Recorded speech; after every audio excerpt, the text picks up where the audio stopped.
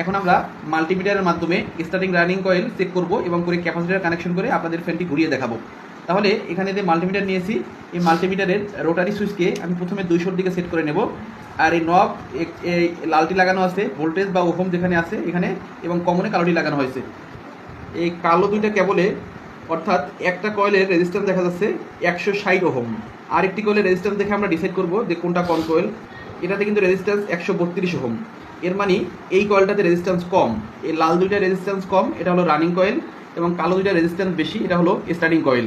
Capacitor কানেকশনের ক্ষেত্রে আপনারা এই দুইটা রানিংয়ের এক প্রান্ত এবং স্টার্টিংয়ের এক প্রান্ত, এই দুইটা কমন করে নিউট্রাল কানেকশন করে দিবেন, আর ক্যাপাসিটরটি এই স্টার্টিং এবং রানিংয়ের সাথে কানেকশন করে দিবেন।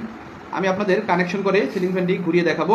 এরপরে রানিংয়ের কিন্তু এই লাল কেবলটি ছিল, এই রানিংয়ের সাথে আপনার অলওয়েজ ফেস কানেকশন করতে হবে।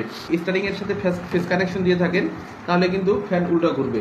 এখানে আমরা ক্যাপাসিটর কানেকশন করেছি, এই স্টার্টিং রানিং কমন করে এখানে নিউট্রাল প্রান্ত দিয়েছি, এবং আপনার এই যে ক্যাপাসিটরের দুই প্রান্তের সাথে একটা স্টার্টিংয়ের এক প্রান্ত এবং রানিংয়ের এক প্রান্ত কানেকশন করেছি। এই রানিংয়ের যে প্রান্তটি এইটার সাথে কিন্তু ফেস কানেকশন করেছি। আমরা ডাইরেক্ট প্যারালাল কানেকশনই ফ্যানের স্পিড দেখব। সম্মানিত ভিউয়ার্স, দেখেন ফ্যানের স্পিডটা কিন্তু ভালো আছে।